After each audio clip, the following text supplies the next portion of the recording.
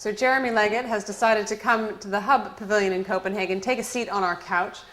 Thanks very much. You're the founder and chairman of Solar Century, but we're not going to talk about that. No. Instead, we're going to talk about peak oil, which is one of the topics that I know you are a great expert on. So tell me whether we're seeing anybody discuss it at all here in Copenhagen.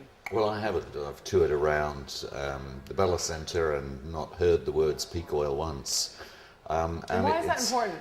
It's very important because there is a growing community of people now in the oil industry, around the oil industry, and across wider industry who are worried that the oil industry globally have got their asset assessment systemically wrong in the same way that we now know the investment bankers did in the financial crisis. And the argument goes that they're either overestimating how much oil there is underground, or they're overestimating their ability to finance getting it up out of the ground in order to meet this rising demand, even with demand destruction because of what's going on in India and China.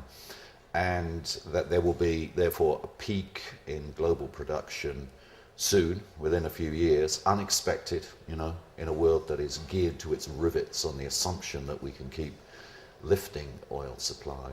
We will be forced to mobilize the survival technologies, energy efficiency, clean tech, and all its forms, including in transport, in a way that we should be doing. We should be being galvanized by the climate problem, but manifestly we're not collectively. My company, Solar Century, is in a task force of British companies, including Virgin, Scottish and Southern, Arup, and Stagecoach and others. And we believe that on a very strong balance of probabilities, this is going to happen within the next few years. We engage so many of our arguments these days, it seems to me, at the mantra level, the sort of comfort zone level, the things we want to believe, might want to believe. Mm-hmm. But if you dig for just a few hours and do some research on this, I challenge anyone not to be really worried. If you look at even the British oil companies' forecasts in terms of their production, they're not going down. We're seeing production continue to go up in the coming years.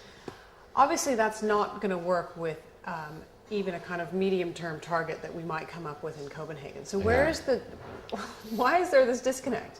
Well, I mean, the climate problem really focuses on coal. That's where, most of the carbon is.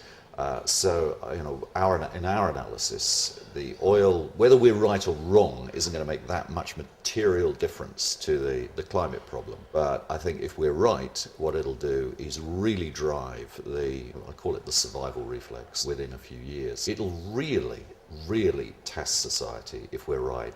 Because, there'll be petrol rationing, there'll be food rationing probably. I mean, the nub of the issue is that although it's a descent in global oil production, there'll be a rising wave of realization, including in the oil-producing countries, that, oh my God, we've got this a bit wrong. We've been overstating it. No, it's not a conspiracy, it's just a human failure. It's a cultural thing in our analysis. And what will happen is that, of course, there'll then be a global energy crisis, but for some countries, maybe many countries, it'll be more than that, because the oil producers will start keeping oil for use at home. So the exports will begin to slow, maybe even dry up for some countries. Then you don't have an energy crisis, then you have an energy famine.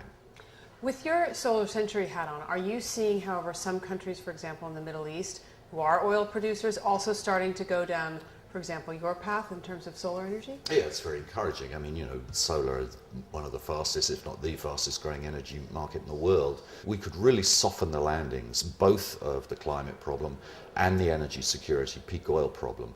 But there are too many vested interests. There are too many people in a comfort zone that says, okay, all right, we'll deal with these problems slowly and steadily, but, basically grown-ups don't get their energy from micro generation and clean tech. They get it from big centralized power plants that you put coal into or nuclear into, and if you have problems, you strap on adjustments like carbon capture and storage or nuclear waste disposal. That's the culture we have to break through and get people to accept. We could talk about this all day, but Jeremy Leggett from Solar Century, founder and chairman, thank you very much for coming into the Hub Pavilion here. Thanks for having me. Copenhagen.